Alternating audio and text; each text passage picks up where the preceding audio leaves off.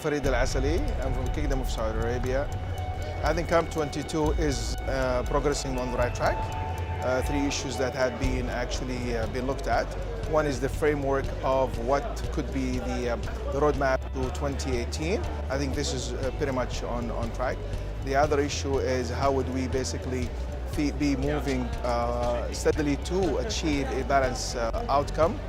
The third one is what is called the Marrakech call.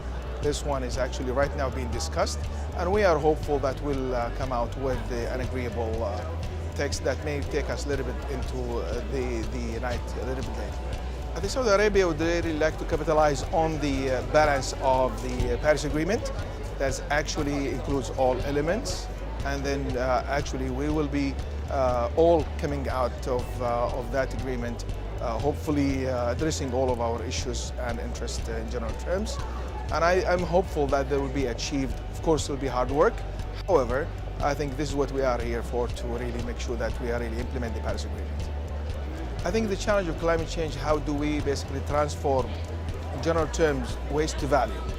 I think that's what we are going to be focusing on in general terms, where technology will play a huge role. And if we really wanted to really have a general outcome that really be plausible to the kingdom, I think the focus should be on technology of converting basically the emissions as a source of a problem into a value, rather than be looking at the resources themselves that basically could hinder the sustainable development of all countries, including Saudi Arabia.